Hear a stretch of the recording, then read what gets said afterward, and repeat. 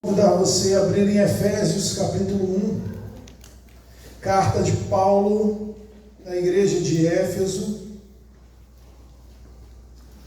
Efésios é muito fácil de ser encontrada, ela está entre Gênesis e Apocalipse, queridos. Então, se você sabe onde está Gênesis e Efésios está ali no meio. Encontrou, irmã Marcela? Irmã Marcela é digital, irmã Marcela é digital, ela é fácil, né? Clicou no EF, achou Efésios, certo? Mas você que está ainda na Bíblia, e Bíblia é uma bênção, tá, queridos? Mantenha a sua Bíblia, procura aí que você vai achar. Achou Gálatas, achou Efésios. Eu vou estar lendo versículos 3 a 6 da carta de Paulo a Éfeso, e nós vamos pensar um pouco sobre a paternidade de Deus. A paternidade de Deus. Hoje, sendo um dia, pelo calendário, um dia dos pais, nós vamos pensar sobre o Pai e sobre a paternidade de Deus. Eu vou ler, peço que vocês acompanhem. Todo louvor seja a Deus, o Pai do nosso Senhor Jesus Cristo, que nos abençoou em Cristo com todas as bênçãos espirituais nos domínios celestiais. Mesmo antes de criar o mundo, Deus nos amou e nos escolheu em Cristo para sermos santos e sem culpa diante dele. Ele nos predestinou para si, para nos adotar como filhos por meio de Jesus Cristo, conforme o bom propósito de sua vontade. Deus assim o fez para o louvor de sua graça gloriosa, que ele derramou sobre nós, em seu Filho amado.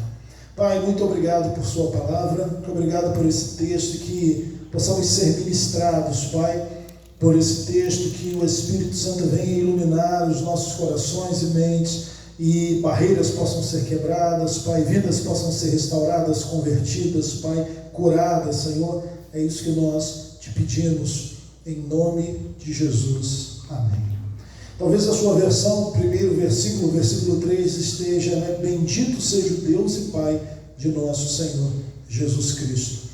E aqui é onde eu li, a NVT, tem todo louvor seja a Deus, a ideia é a mesma, mas nós vamos tratar desse termo bendito e vamos aprender um pouco sobre a paternidade de Deus. Quando nós pensamos em paternidade e nós olhamos, por exemplo, para o mundo em que nós vivemos, não é difícil nós ouvirmos pessoas utilizar a seguinte expressão: eu também sou filho de Deus.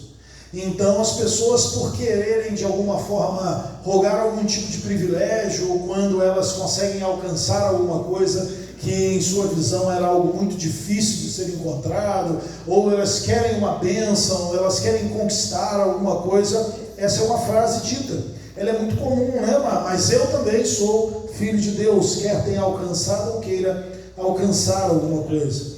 E são pessoas que talvez não entendam muito bem sobre esta filiação, sobre esta adoção e sobre a paternidade do nosso Senhor. Às vezes, pensando ainda sobre essa frase dita, fruto de uma promoção, uma casa nova, um dia de descanso, falam, fiquei hoje descansando, mas eu também sou filho de Deus, e tantas outras coisas. A grande questão é: como nos tornamos filhos de Deus? Por que eu posso dizer que sou filho de Deus, e por que, olhando para o mundo, olhando para ímpios, eu não consigo enxergar esta filiação, adoção e este exercício de paternidade? Porque Deus não pode, porque Deus não quis. Como é que eu me torno um filho de Deus? Hoje nós vamos olhar para esse pequeno trecho da carta de Paulo à igreja de Éfeso e aprender um pouco sobre a paternidade de Deus, saindo daqui com a certeza no nosso coração que somos filhos de Deus, ou ainda não, mas como nos tornamos filhos de Deus. Essa é uma das cartas da prisão. Paulo ele estava encarcerado, Paulo estava preso em Roma, quando ele escreve a carta a Éfeso, e ele tem por objetivo tratar da igreja e do glorioso propósito de Deus na vida da igreja. Paulo quer tratar isso, ele quer tratar a igreja, ele quer mostrar, revelar à igreja o propósito de Deus para a igreja. Se você nunca leu a carta de Paulo a Éfeso, eu convido você, né, a ler. São apenas 6 capítulos, você lê num período muito curto de tempo, uma leitura obviamente rápida, e o objetivo é aprender e estudar. Nós poderíamos dividir a carta de Paulo a Éfeso como a nova vida que Deus nos deu em Cristo, capítulo 1 até o capítulo 2, a nova sociedade que Deus criou por meio de Cristo, a igreja, capítulo 2 e capítulo 3, na verdade, a nova vida em Cristo até o capítulo 2, versículo 10, do capítulo 2, versículo 11 ao capítulo 3, versículo 21, a nova sociedade que Deus criou por meio de Cristo, os novos padrões que Deus espera para esta nova sociedade. Então existe uma nova sociedade que é a igreja. Como essa nova sociedade deve viver? Qual é o padrão? Está lá no versículo 1 do capítulo 4 ao versículo 5, ou melhor, do capítulo 4, versículo 1 ao capítulo 5, versículo 21, e os novos relacionamentos fruto dessa nova vida. Capítulo 5, 21 a 6, 24, o último trecho. Então nós vemos que Paulo ele usa uma sequência lógica. A vida que Deus nos deu em Cristo, esta vida cria uma nova sociedade, que é a igreja, um novo povo. Existem novos padrões para essa sociedade, como ela deve viver. Os novos relacionamentos, como eles se frutificam, como eles devem ser. Então, Paulo vai seguindo essa sequência. Nós pegamos então primeiro o iniciozinho de toda esta exposição, para nós aprendermos sobre paternidade de Deus. Qual a ideia central então nessa noite? Deus, o Pai. Então nós temos muito claro em nossa mente, né? Deus é Deus Pai, Filho e Espírito, mas Deus Pai nos tem feito abençoados em Jesus Cristo. Ele é o dono do universo e nós somos seus filhos e seus herdeiros. Então essa é a ideia central, que Deus Pai tem nos abençoado em Cristo Jesus, que Ele, o dono do universo, nos fez os seus filhos e seus herdeiros. Eu pensaria com vocês então em 3 pontos. O primeiro deles, nosso Pai nos abençoou em Cristo. O segundo, nosso Pai nos escolheu em Cristo. E o terceiro, o nosso Pai nos adota em Cristo. Então Cristo é, mais uma vez e sempre, central em toda esta obra. E o Pai, Ele nos abençoa em Cristo, Ele nos escolhe ou elege em Cristo e Ele nos adota em Cristo. Primeiro ponto, então, nosso Pai nos abençoa em Cristo. Versículo 3, vamos ler novamente. Bendito seja o Deus e Pai de nosso Senhor Jesus Cristo, que nos abençoou com todas as bênçãos espirituais nos domínios celestiais.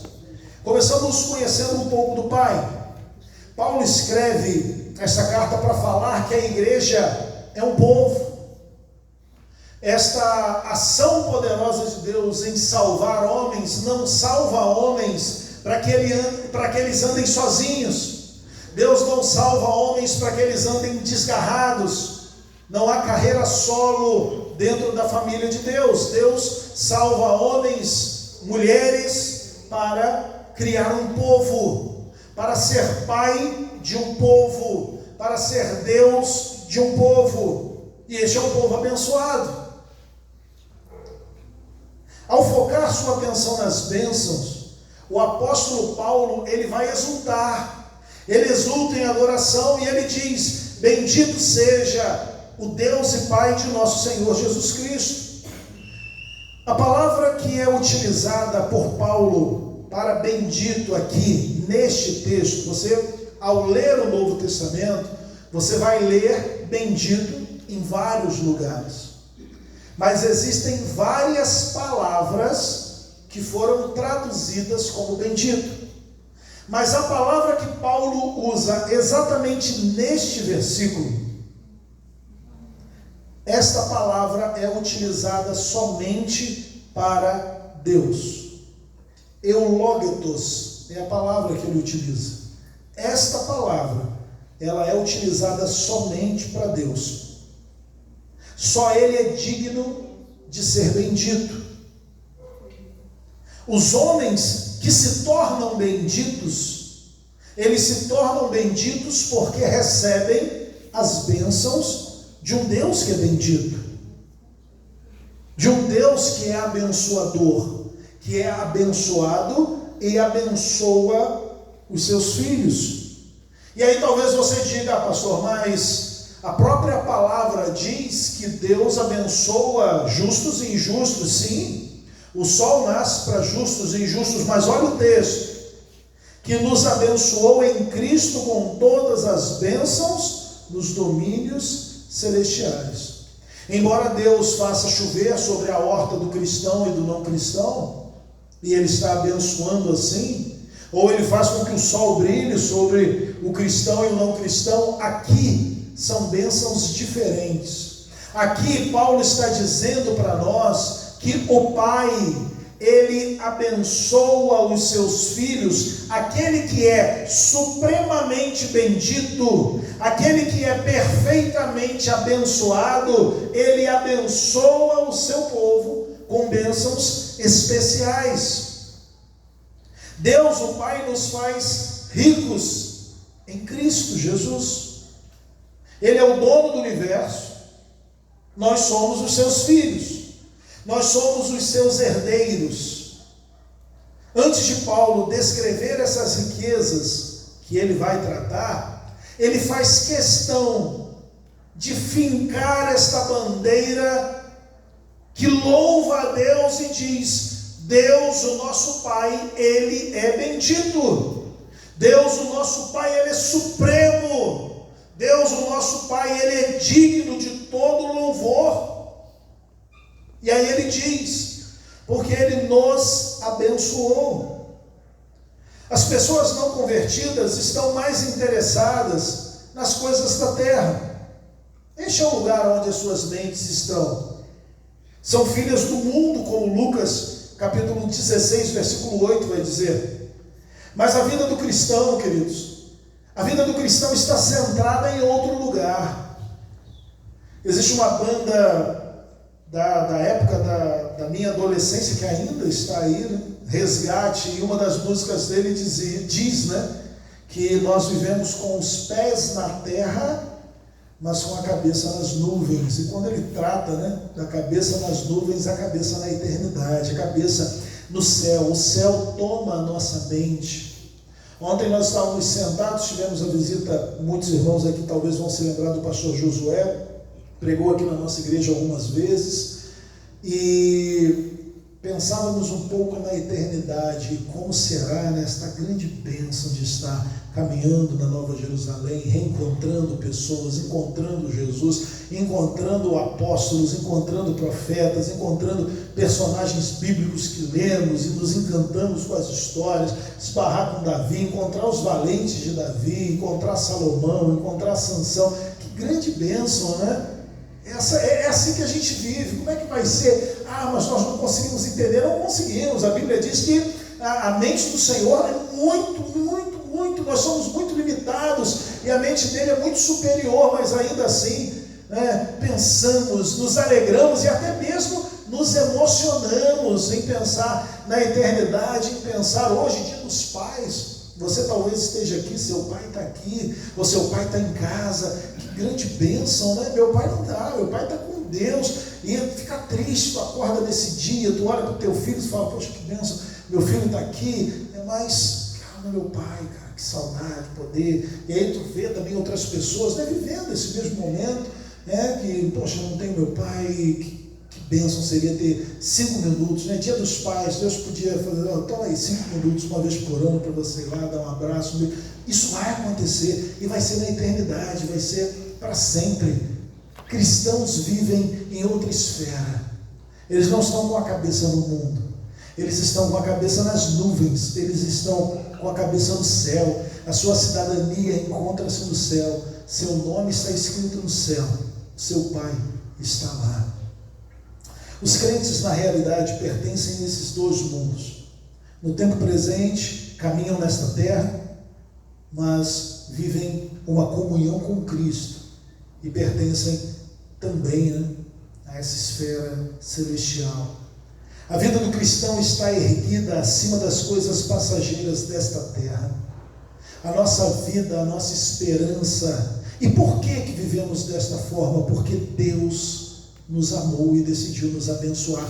Entende? Quando Paulo vai tratar que Deus nos abençoou, ele não está pensando no teu carro, ele não está pensando na tua conta bancária, ele não está pensando na sua saúde. Eu tenho uma saúde de ferro.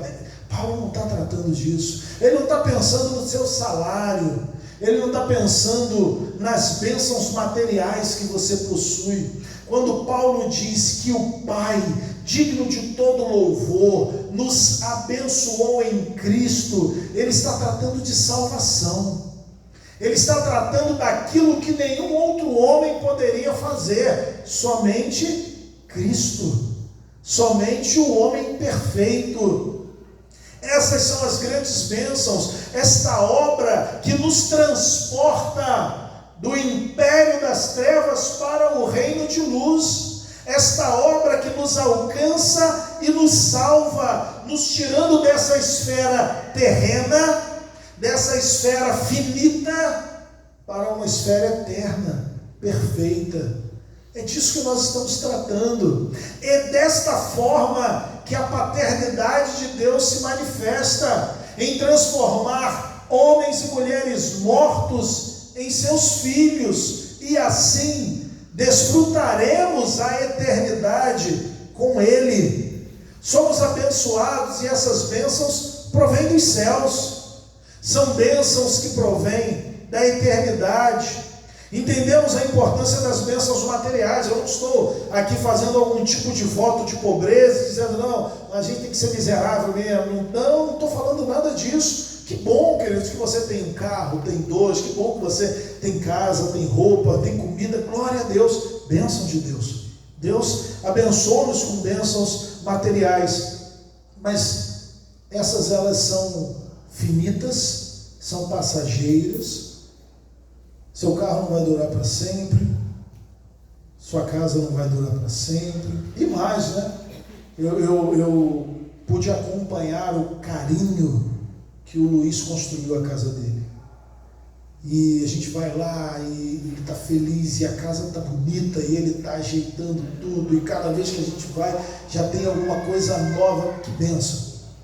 Mas já parou para pensar que essa casa que o Luiz construiu com todo carinho, daqui a 100 anos, Luiz, você não vai estar mais morando nessa casa, alguém vai estar morando nessa casa, essa casa que você construiu com carinho. Mas alguém vai morar e talvez nem vai cuidar dela com o carinho que você cuida. Não sei como que essa pessoa vai chegar, mas daqui a 100 anos é certo. Eu não vou estar na minha casa, você não vai estar na sua. Talvez você tenha um amor pelo seu carro, né? Se acaba com muito mais rapidez do que uma casa. Talvez você ame o seu celular, né? Se acaba com muito mais rapidez do que um carro. São bênçãos materiais. O texto não está tratando dessas questões pueris, dessas questões finitas, transitórias. O texto está dizendo o seguinte: Deus, o Pai, nos abençoou com a salvação, nos abençoou com o ingresso na Nova Jerusalém, nos abençoou com bênçãos espirituais, bênçãos celestiais. Bênçãos materiais são importantes, mas passam. O texto trata do que ganhamos, porque agora somos filhos de Deus, fomos alcançados pelo seu amor. O texto trata de algo que ninguém pode te dar, só Deus: salvação.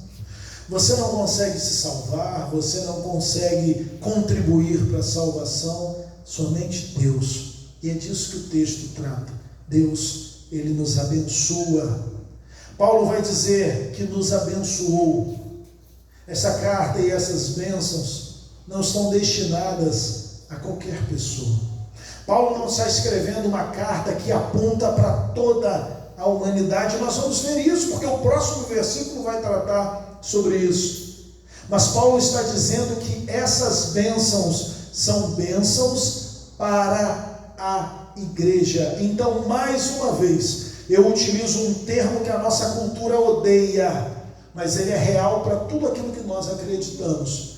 As bênçãos são exclusivas e não inclusivas. Essas bênçãos que Paulo está tratando não são para todos, são para os filhos. Ah, pastor, mas inclusão, e nós temos visto tudo isso, eu entendo. E em algumas áreas, obviamente, isso tem o seu lugar e é importante. Mas quando se trata das bênçãos de Deus, que são bênçãos dele, e que ele destina a quem ele quer, ele destina para a sua igreja. Ele destina para o seu povo. E ele de fato faz uma separação. Então Paulo trata aqui de bênçãos que são destinadas à igreja, aos salvos, aos escolhidos. Dentre as várias bênçãos que temos nas mãos do Pai, Paulo vai destacar algumas aqui.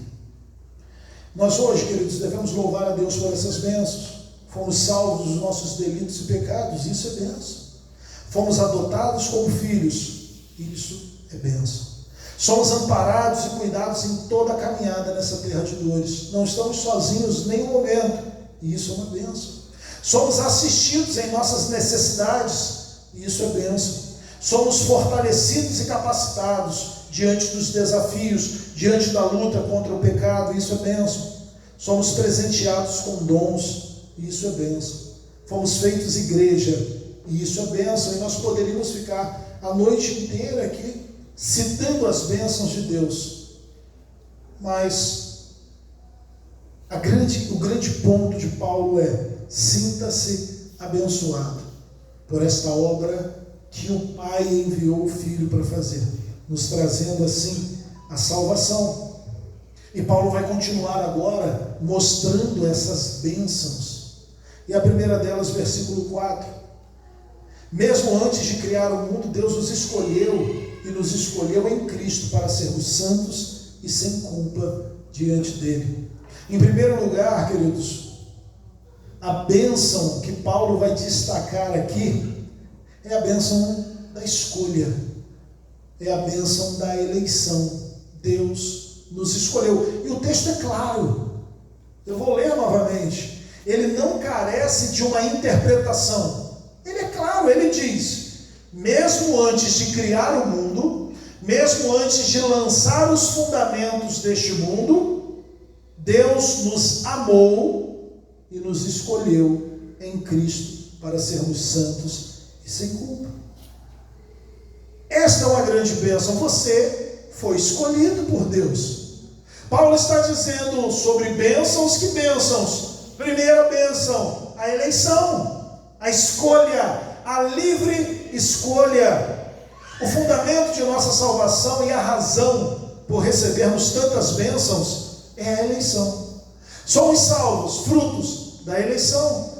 Somos santificados pela palavra, fruto da eleição. Somos ouvidos em nossas orações, porque oramos ao Pai, fruto da eleição. Fomos adotados, fruto da eleição. Então, a eleição, ela é um fundamento de nossa salvação e a razão de recebermos bênçãos. Essas bênçãos são reservadas para crentes, para os eleitos, para os filhos. Se for perguntado o motivo pelo qual Deus nos escolheu, se for perguntado, questionado, e às vezes nós mesmos nos questionamos, né? Mas por que Deus me escolheu? Por que Deus me amou? Por que nos concede essas bênçãos? Porque Ele abre as portas do céu para nós, porque Ele enviou o Filho para nos salvar.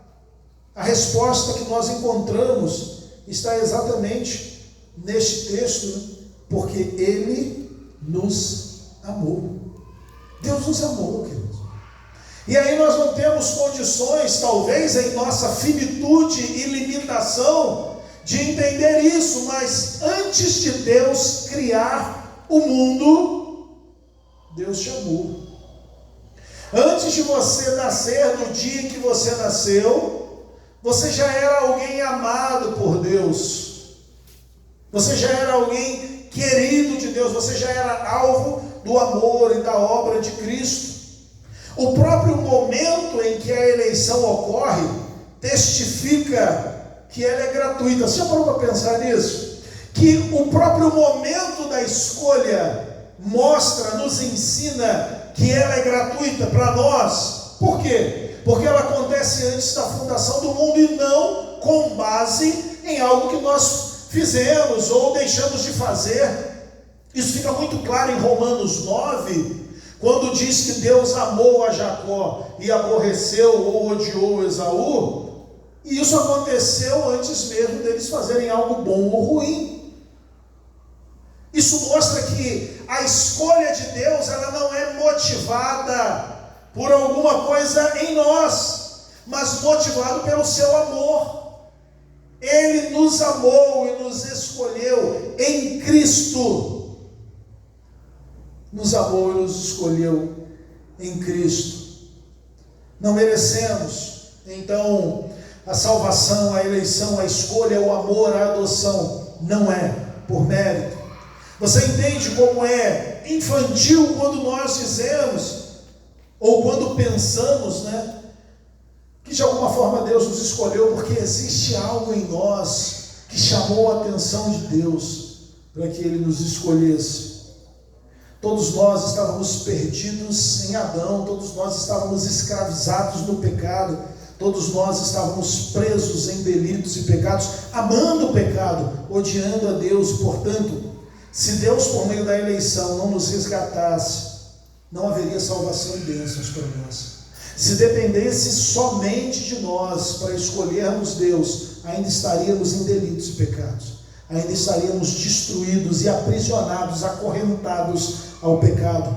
Mas Deus, antes de criar o mundo, Ele nos amou e Ele então nos escolheu. Este versículo deveria nos fazer vibrar, queridos.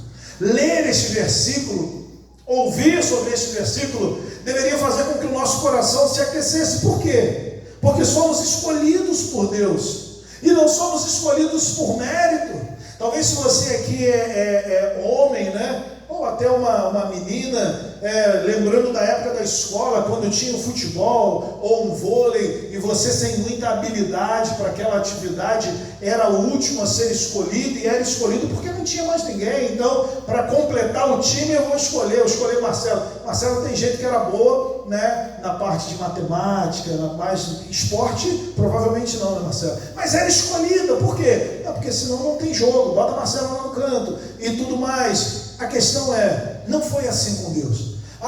Tem que escolher 10, eu vou escolher o Maico por último ali, nem era para estar no time, mas eu vou escolher. Não, isso aconteceu antes de Deus criar o mundo. Então, isso deveria nos fazer exultar, deveria nos fazer glorificar a Deus, e dizer: Deus, muito obrigado. Obrigado, porque não há nada em mim que pudesse chamar a sua atenção para que o Senhor me salvasse, mas há tudo em mim para que a sua ira ela fosse derramada sobre mim, para que eu fosse lançado no inferno, para que eu passasse toda a eternidade sofrendo pelos meus pecados. Mas ainda assim, o Senhor olhou para nós com amor. O Pai olhou para nós com amor, e o Pai decidiu nos salvar.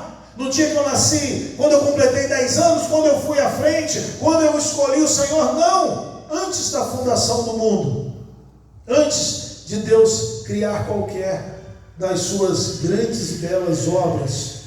Este versículo, ele nos faz exultar. Deus nos resgatou. As coisas podem parecer difíceis nesse tempo.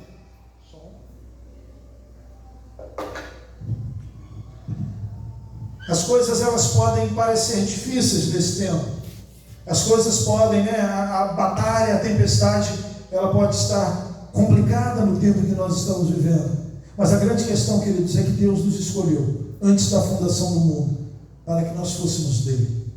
Então, todos viveremos tempos difíceis, todos que estão na terra chorarão, sofrerão, mas nós, mesmo sofrendo, vivendo dores, mesmo tendo a saudade em nossos corações por pessoas que já não estão mais aqui, chorosos, mesmo assim, nós fomos escolhidos por Deus, nós fomos alcançados. Ele nos amou, não porque somos amáveis, mas porque Ele é amor.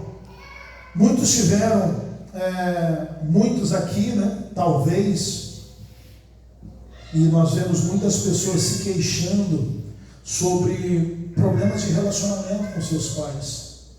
Talvez essa tenha sido a sua realidade, Você tenha vivido uma infância, uma vida com problemas de relacionamento com pais. Mas quando nós olhamos um texto como esse e contemplamos as bênçãos do Pai Celestial, nós vemos que, finalmente, nós podemos desfrutar de um relacionamento paternal com Deus. Que o fato de nós termos tido algum tipo de dificuldade com nossos pais terrenos não nos faz, ou não deveria, fazer com que nós fôssemos pessoas amarguradas, entristecidas. Por quê? Porque desde o momento em que Deus nos ama e nos escolhe, nós podemos desfrutar deste relacionamento paternal com o Pai Todo-Poderoso, o Pai de nosso Senhor Jesus Cristo e nosso Pai também. A eleição divina não foi um plano de última hora, a eleição não foi um plano colocado em prática porque o primeiro fracassou. Cristo não é o plano B. O pecado de Adão não pegou Deus de surpresa e nada disso. A grande beleza, queridos, é que Deus planejou a nossa salvação antes de criar o mundo. Antes que houvesse céu e terra, Deus já havia decidido nos escolher em Cristo para a salvação. E o texto vai dizer, Ele nos escolheu em Cristo. E aqui é uma segunda prova de que a eleição e a escolha divina, ela é gratuita. A primeira, que a escolha foi feita antes da fundação do mundo. Então nós não existíamos ainda, nem o mundo existia, Deus nos escolheu. Mas a segunda, que Ele nos escolheu em Cristo. Porque se somos escolhidos em Cristo, isto é, não somos escolhidos por nós mesmos, não somos escolhidos porque fizemos algo para sermos escolhidos, não é por mérito, mas porque o Pai Celestial decidiu nos amar, decidiu nos adotar em Jesus Cristo, pela obra de Cristo, pela vida, pela morte, pela ressurreição de Cristo. O nome de Cristo exclui todo o mérito. A eleição é o fundamento e a raiz de todas as bênçãos. Deus não nos escolheu em nós mesmos, por nossos méritos, mas através de Jesus. E Ele nos escolhe para um objetivo, o texto vai dizer. Então nós vimos que Deus abençoa as nossas vidas, nos abençoa nos escolhendo antes de criar o mundo, de criar todas as coisas. Ele nos escolhe em Cristo, então Ele nos escolhe através, essa escolha se torna viva em nós, através da obra de Cristo, através da rendição, através de nós caminharmos até Cristo, movidos pelo Espírito Santo. E o objetivo desta escolha, o texto diz, para sermos santos. Este é o propósito imediato da eleição, sermos santos. Não é o propósito principal, mas é o propósito imediato. Todo aquele que é escolhido por Deus, ele lutará e viverá buscando santidade, buscando ser separado para Deus, buscando uma vida pura diante de Deus.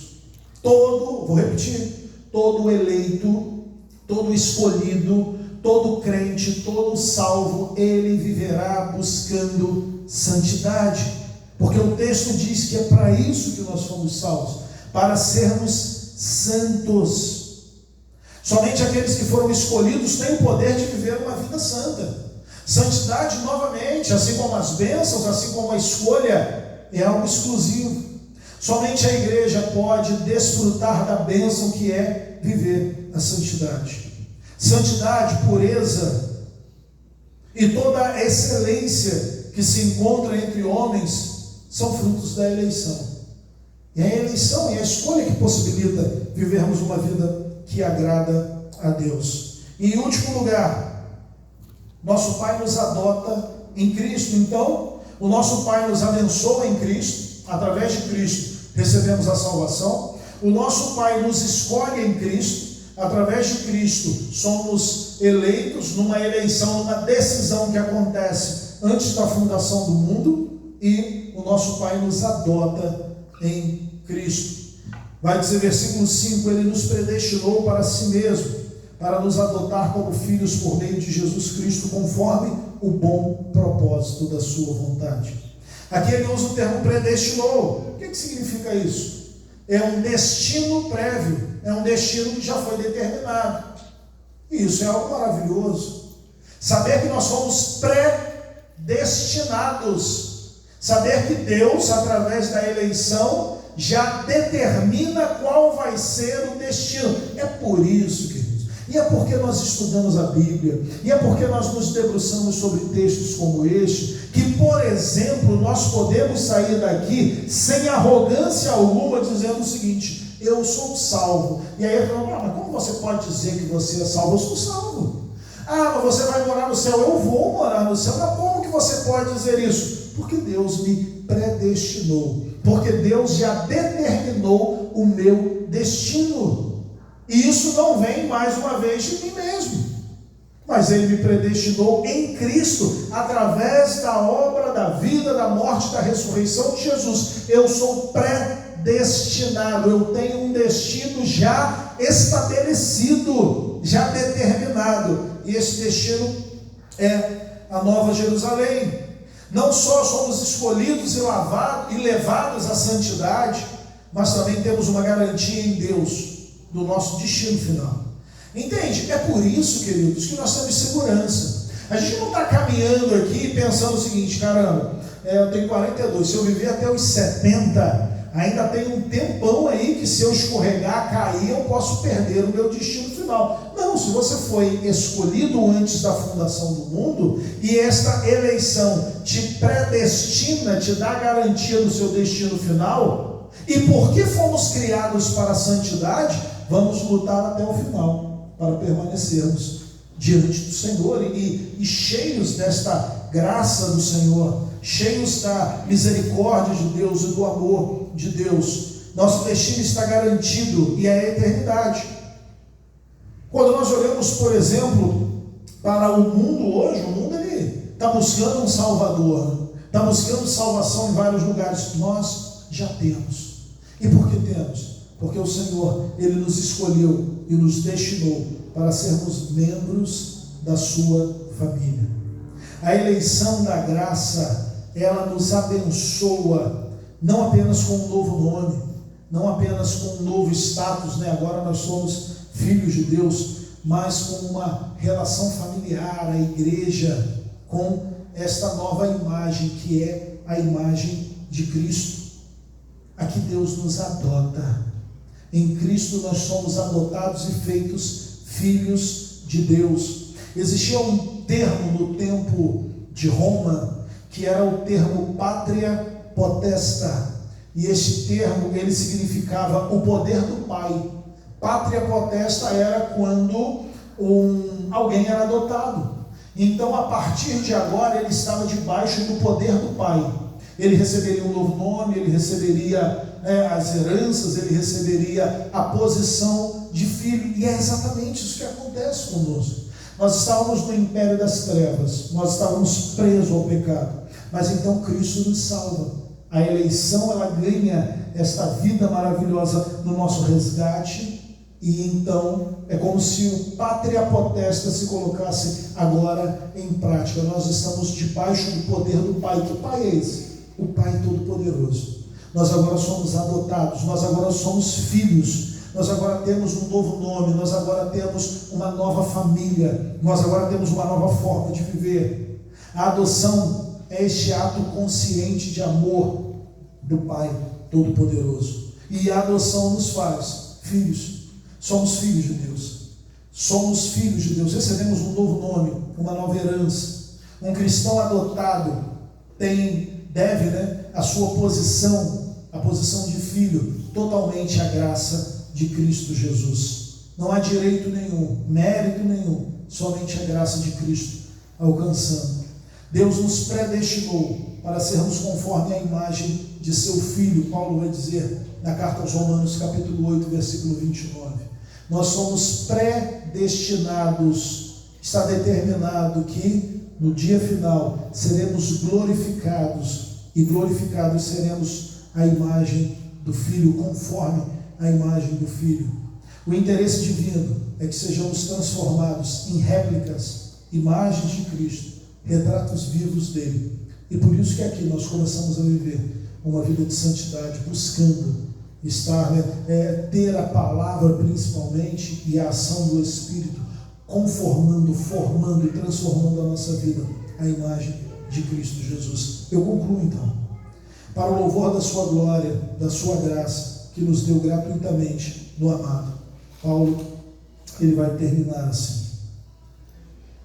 Quando eu tratei do terceiro ponto, eu disse que, ou melhor, quando eu estava no segundo ponto, eu disse que ser santo era o propósito imediato da salvação, mas não o propósito principal. E por que eu disse isso? Porque Paulo termina com o propósito principal. E o propósito principal é a glória de Deus. Nós somos salvos, eleitos, adotados e filhos para a glória de Deus. Não podemos fazer a nós mesmos aceitáveis a Deus. Nossa justiça é como trapos de imundícia aos seus olhos, mas Ele, por sua graça, fez-nos aceitáveis em Cristo. Cristo habita para sempre no amor infinito de Deus. E como estamos em Cristo, o amor de Deus para com Cristo está em nós de uma maneira maravilhosa. Deus, Deus Pai, olha para nós e enxerga Cristo, e por isso somos aceitáveis. Nossas bênçãos, nossa eleição, nossa adoção acontece para louvor a Deus, para a glória de Deus, para a exaltação do amor e da soberania, para que todos conheçam a graça, a misericórdia e reconheçam a paternidade amorosa de Deus. A nossa vida, queridos, deve ser um testemunho ao mundo de que nós somos filhos de Deus, fomos adotados, não por dignidade, mas por graça. Temos um Pai, Ele nos abençoa, Ele nos escolheu antes da fundação do mundo, nos adotou como seus filhos, nos dando o seu nome e nos dando todos os privilégios. Nos amou, derramou suas misericórdias em nós, nos incluiu em uma família. E tudo isso para a glória dele. Esse é o nosso Pai. Esse é o Pai que louvamos nesta noite todos os domingos. Aquele que nos alcançou, aquele que nos salvou e aquele que nos conduzirá até o nosso destino final. Que Deus seja louvado. Vamos orar? Pai, muito obrigado por essa noite, por esta palavra tão abençoadora, Pai. Não somos dignos, Senhor, de ter palavra tão profunda diante de nós, mas somos gratos, porque o Senhor tem abençoado nossas vidas. Que vidas sejam transformadas pelo Evangelho, Pai. É isso que nós te pedimos, em nome de Jesus. Amém.